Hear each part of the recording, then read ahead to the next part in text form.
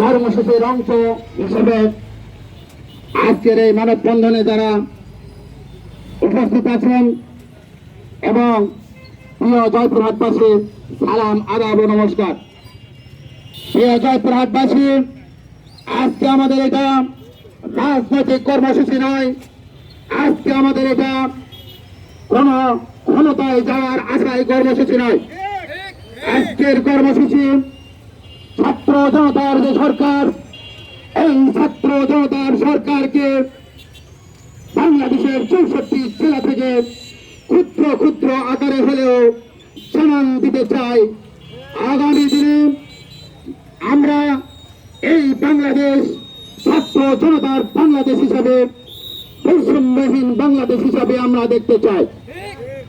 প্রিয় জয়পুরহাটবাসী, আমরা বিগত দিনে দেখেছি যে এই সরকার 1971 সাল থেকে এই 53 বছর রাষ্ট্র পরিচালনা করেছে।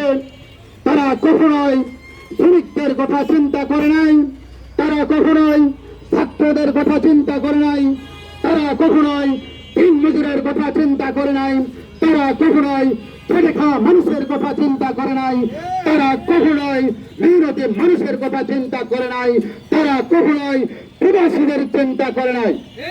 প্রিয় ভাইয়ের আমার, বাংলাদেশ গণ অধিকার পরিষদের অঙ্গ সংগঠন যুব অধিকার পরিষদ, তারুণ্যের অহংকার, এই যুব অধিকার পরিষদ সকল শ্রেণী পেশার মানুষের কথা চিন্তা করে 7 দফা দাবি দিয়েছে।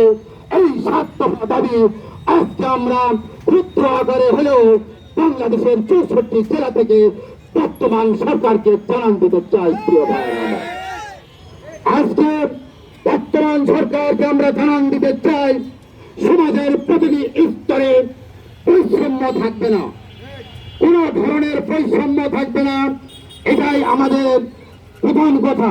প্রিয় ভাইয়েরা আমার, আমরা বলতে চাই, যারা বিদেশে যায় হাড় ভাঙা খাটানি করে, কিন্তু তারা যখন দেশে টাকা পাঠায়, তারা যখন বিদেশে কোনো বিপদে পড়ে, তারা যখন প্রবাসে জেল হাজতে যায়, তারা যে কোনো বিপদে পড়লে সরকারিভাবে কোনো বিধি ব্যবস্থা নাই।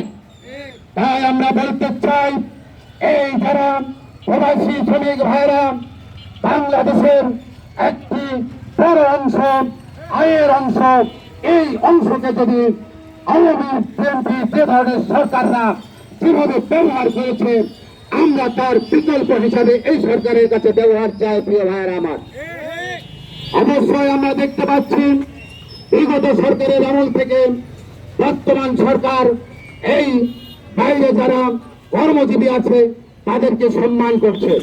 সেই সম্মানের সাথে আমরা বলতে চাই, আমাদের যে দাবি, বাইরে যারা বিদেশে চাকরি কর্ম যে কোনো শ্রমিকরা যারা দেবে, তাদের যেন নিত্য সরকারি যে খরচ, সেই খরচেই যারা যেতে পারে, সরকারিভাবে যাতে প্রশিক্ষণ দেওয়া হয়, সরকারিভাবে যাতে এই শ্রমিকদেরকে অর্থনৈতিকভাবে সহযোগিতা করা হয়, এটাই আমাদের দাবি। একজন শ্রমিক, মেহনতি মানুষ, খেটে খাওয়া মানুষ 3 লাখ, 4 লাখ, 5 লক্ষ টাকা খরচ করে কখনোই বিদেশে গিয়ে কর্ম করতে পারে না। তারা যদি যেতে হয়, বিভিন্ন এনজিও থেকে তারা টাকা পয়সা ঋণ নিয়ে যায়, বিভিন্ন সাধারণ ব্যবসায়ীর কাছে সুদের উপর টাকা নিয়ে যায়। তাই আমরা বলতে চাই, আগামী দিনের সরকাররা যেভাবে কার্যকলাপ করেছেন, বর্তমান ছাত্র জনতার সরকার আপনারা অবশ্যই এইভাবে কার্যকলাপ না করেন, এই শ্রম বাজারের দিকে লক্ষ্য রেখে এই সাধারণ মানুষ এবং শ্রমিকদেরকে অর্থনৈতিক সহযোগিতা করেন এবং প্রশিক্ষণ দেওয়ার ব্যবস্থা করেন। সুস্থ এবং সুন্দরভাবে সরকারিভাবে যে খরচ হয়, শুধুমাত্র দালাল মুক্ত করে সেই অল্প খরচে তাদেরকে পাঠানোর ব্যবস্থা করেন। প্রিয় ভাইয়েরা আমার, প্রিয় জয়পুরহাটবাসী, আমরা বলেছি প্রত্যেকটা সেক্টরে যেন বৈষম্য না থাকায়। আর যে ছাত্র জনতার সরকার, আমরা প্রাণ খুলে কথা বলতে পারছি, বিগত দিনে আমরা অনেক বিষয়ে রাস্তায় দাঁড়িয়েছি, আমাদেরকে রাস্তায় দাঁড়াতে দেওয়া হয় নাই, আমাদেরকে গলা টিপে রাখা হয়েছিল। প্রিয় ভাইয়েরা আমার, আজকে আমরা কথা বলার সুযোগ পেয়েছি। আমরা দলের স্বার্থে কথা বলছি না, আমরা কোন জনগোষ্ঠীর স্বার্থে কথা বলছি না, আমরা কথা বলছি দেশের খেটে খাওয়া মানুষের স্বার্থে, দেশের ছাত্র জনতার স্বার্থে। প্রিয় এলাকাবাসী, আজকে জয়পুরহাট থেকে আমরা বলতে চাই, একটি ছাত্র তার লেখাপড়া করতে 26 থেকে 28 বছর সময় লাগে। এই 26 থেকে 28 বছর সেই পরিবার কত কষ্ট করে তাদেরকে পড়ালেখা করায়। পড়ালেখা শেষ না হওয়ার আগেই চিন্তা থাকে পরিবারের, আমার ছেলেটাকে আমি পুলিশ বানাবো, 15 লক্ষ টাকা লাগবে। আমার ছেলেটাকে একটা ডাক্তারি চাকরি দিব, 12 লক্ষ টাকা লাগবে। আমার ছেলেকে আমি যে কোনো একটা অফিসার বানাবো, 35 লক্ষ টাকা লাগবে। প্রিয় ভাইয়ের আমার, এই কথা যদি যেহেতু রাজনৈতিক শাসন আমল ছিল, রাজনৈতিক দলের সরকার ছিল, এই জন্য অনেক ধরনের মামা খেলুন নেতা খেতা ধরে টাকার বিনিময়ে চাকরির ব্যবস্থা করা হয়েছে। সাধারণ মেধাবীরা কোঠার যন্ত্রণায় এবং এই ঘুষের যন্ত্রণায় সাধারণ রিক্সাওয়ালা ভ্যানরা মেহনতি মানুষের ছেলেমেয়েরা কখনোই সরকারি চাকরি পায়নি। প্রিয় ভাইয়েরা আমার, সরকারি চাকরি ছিল সোনার হরিণের মতো।